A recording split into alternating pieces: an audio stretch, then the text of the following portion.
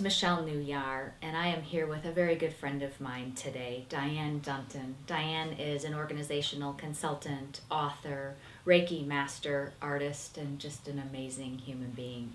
We're here today to talk about her new book, Living, Learning, Healing, Inspirational Stories from the Heart. And Diane, when I first met you, one of the words that came to mind for me to describe you was inspirational. But also somebody who truly lived from the heart. So I'm really excited to be here today talking about your new book. Tell me about it. I've been waiting to read it. Tell me about this new book. This new book is a collection of essays along with my photography. And it's stories about people's hopes, dreams, people and their resilience. Part of it is my own story in terms of my journeys along the way. So it really has a lot of stories just that do come from the heart. And resilience. Yes. That's a theme in your life. Yes. I believe that we all have resilience. It's part of the human spirit, and we've seen it. We've seen it with tragedies. We've seen it with 9/11. We've seen it over the years, no matter what happens when someone has a tragedy, that the human spirit comes together. People join each other to help come through. So that resilience is very much part of the book. And that's going to be huge for your readers. What are you hoping, who's the audience you're hoping to reach with Living, Learning, and Healing? Who do you want to touch? The audience is for anyone who really wants to manifest their dreams, that has hopes and possibilities. It is for cancer survivors. It is for people that are struggling with their careers. It's with people struggling with life decisions. I look at this book as not women. It's not for a particular age group. The book includes journal and questions at the end of every essay. So it can be a journaling book. It can be used with book groups. So the audience can be very broad. Awesome. Well, just as your audience is broad, your background is very diverse. You've had decades of experience in organizational development, operations, writing, human resources, and you're a Reiki master, an artist, a photographer. You've had so many different disciplines in your life. How has this impacted your writing this book? I've always been a storyteller. And the dinner table, when I was very little, I had 2 older sisters. And at that time, I was the youngest. Eventually, there were 6 of us. But I was the storyteller. And I remember my mom saying, "Diane, eat your dinner, no more storytelling." And I'd say, but Mom, can I tell you one more? I believe we come full circle in life. And I used to write through high school. I was in a creative writing class, and I wrote.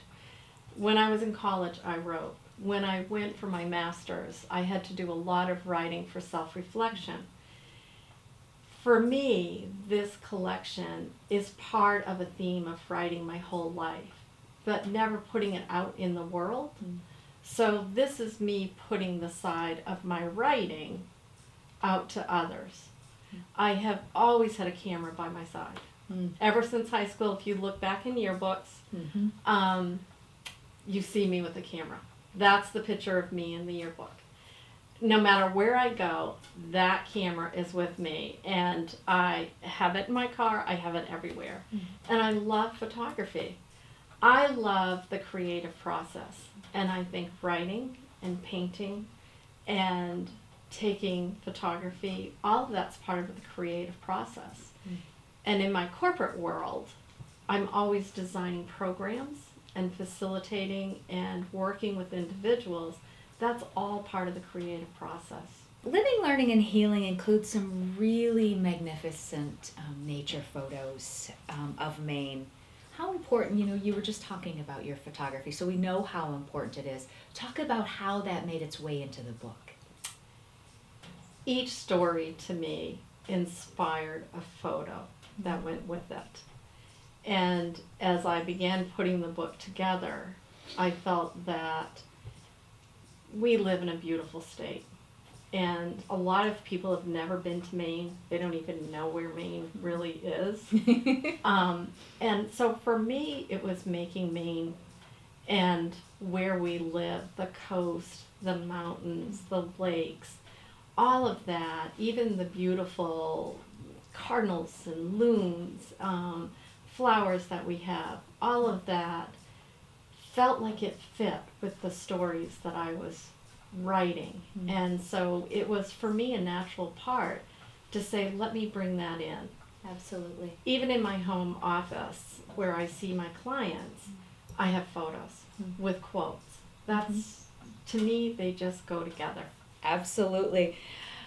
You've experienced some challenging life situations, being widowed at a young age, having breast cancer, having family members with breast cancer.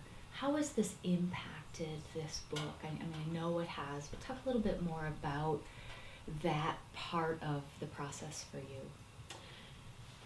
I lost my mother in 1995 to a brain tumor, and it was our family's first experience with cancer.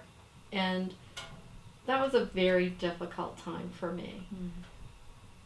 It really was a time where I felt, I was robbed of her. She never met my,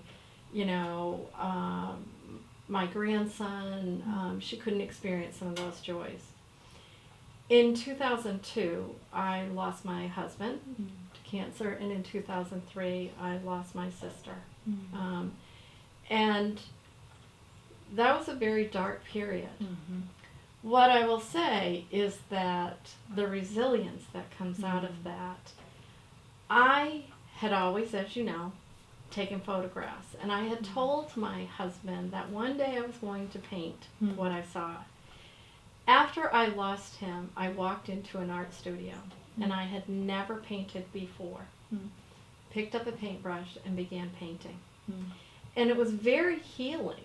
And I continued that even after caring for my sister when she passed away the next year. I went back to the art studio, and that's where I processed a lot of grief. Yeah. The healing, the creative process can help us with that. When I was diagnosed with my own cancer in 2007, it didn't change my life. It brought it closer in looking at what was happening with my own body. But it was the loss of others. And once again, I turned to the creative process. And that was part of when I began the writing, is coming out of those experiences. It was like I needed to write. That was the expression at that time. I needed to write. What an inspiration to others. And just to see you walking through that. Can't wait to read the stories. The stories in your book talk more about this resiliency that you and I have been talking about this morning. Do you think resiliency is something that we're born with, or do you think this is something that we develop throughout our life? I think it's part of the human spirit. And people are touched in different ways, and who you have around you to support you impacts that resilience. We have it inside us. It is you hear about it when someone comes across a car accident and they have super strength to pull somebody out of a car accident. That human spirit that comes inside us to allow us to do things that we thought were impossible. So what would you say to somebody who feels stuck, who feels like they've lost that resiliency, that mile 34 comes and there's nothing kicking in? I think it's slowing down and really trying to reflect on where you want to go and what's happening in your life in the moment. And then looking at putting together an action plan. A lot of people talk today about going big. We can't go, just like I didn't start biking at 50 miles. I would have never achieved that. I started by biking 1 mile and 2 miles and building it up and setting goals. But I had to have a plan. Yeah. And if you're stuck, then beginning to look at what is my vision for myself and what are some action steps I can begin taking. And then who will support this? Who can I bring in? Who can I talk to? Who can I tell my story to? Yeah. That others will hear and understand and help me along the way. That's good. How is Living, Learning, and Healing different from other inspirational books? So if you had to sum it up in, less than a minute, give us your elevator pitch, what would you say to us? As it says in part of the title, Inspirational Stories from the Heart. They're stories that will move you. They're stories that will inspire you. And they're stories that will touch you, because storytelling is how we learn and how we heal. Awesome. What are some things your readers might be surprised to learn about you? That I was a NASCAR driver. I did not know that.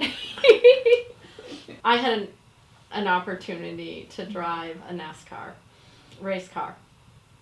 And at first I said no, because that's my initial reaction, but then I'm like, I cannot pass this up.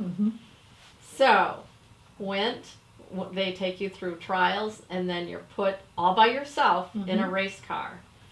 I hit 90 coming out of pit row and 125 around the racetrack. You go, girl. They keep you back.